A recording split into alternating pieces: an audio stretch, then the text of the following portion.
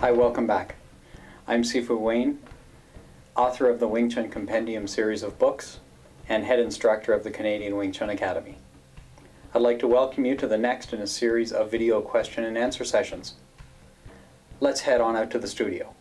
Hi, welcome back. This week I'd like to spend a few minutes and talk about the relationship between a Sihing and a Sidai as it pertains to the situation where both people are training, or specifically, I'm going to talk about Chi Sao.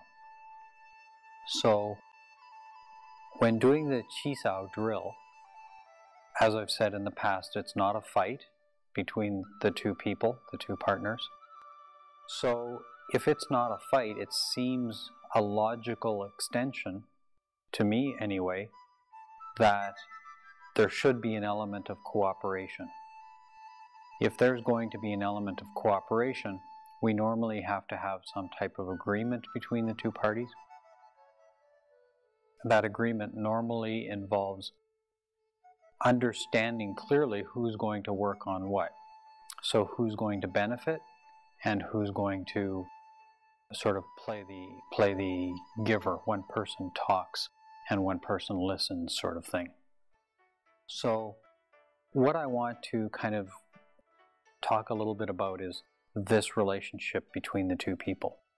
So in this video, in this case, I'm going to play the role of the Sihing, and I'm going to get somebody, either Dave or Tony, to come on up here.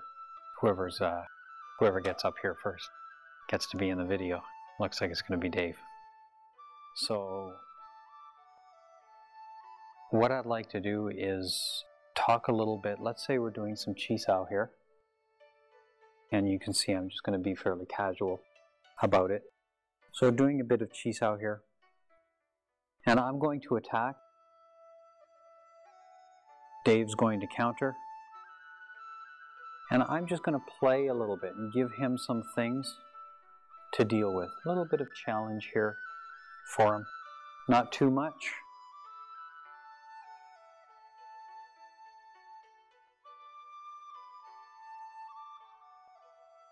Not too little. So the goal is, I think, okay, Dave, I want to improve his whatever. What do I as a Sihing, or what do I as an instructor, or whatever position you're in, what do I have to give him? What energy do I have to give him? If I'm a little bit, if he's a little bit better, my energy can be a little bit tighter or closer to center. I can be a little bit faster. I may even put some stance in there to challenge him, so I'm just a little bit better than him all the time. And it equates to kind of dangling that carrot where he feels that he's doing well, feels that he could potentially be successful, but doesn't quite get all of it. And that's motivating. So what we can do as well is I can play like a bad instructor. And in this case, Dave's trying to do something, and I just win. I just go ahead and I win. And he doesn't really have any chance to react. He doesn't really learn anything. What I want to do is feed him the right energy so that he can practice. If I want Dave to work on his, for example, Quan Sao, I might give him something goes over this way, so he can really feel it. And as he gets better, get a little bit tighter, and a little bit tighter, and a little bit tighter, till eventually, so he can get better. He can actually feel things getting tighter. He himself, his techniques can get more improved. His shifting, it can work everything. So me as the Sihing, I want to always be giving him the right energy in order for him to improve. So a lot of people say, well, when you're training, it's important to be kind of a little bit greedy. But it's easy to misinterpret this and think, When both people are training, both people have to be greedy, both people have to be learning. I'm going to say that's true.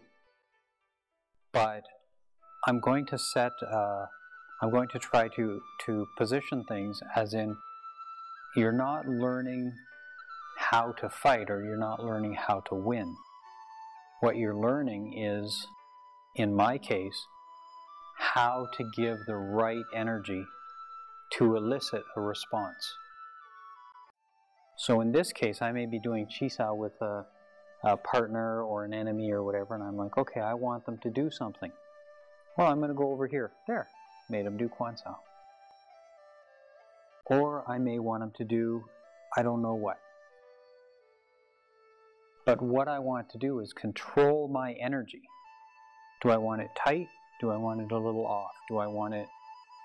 So not necessarily that I would go a little bit off when I'm fighting, but I want to learn to have that level of control so that I can teach myself, oh, here's an opportunity for me to practice a good shift, or here's an opportunity for me to practice this or that.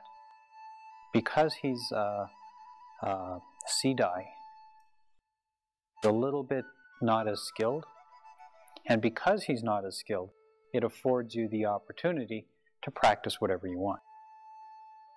So I would submit, or I'd like to suggest, when you're training with a Sidai or one of your junior Kung Fu brothers, don't just go about beating them over the head as quickly as you can. They won't learn as much from it, neither will you.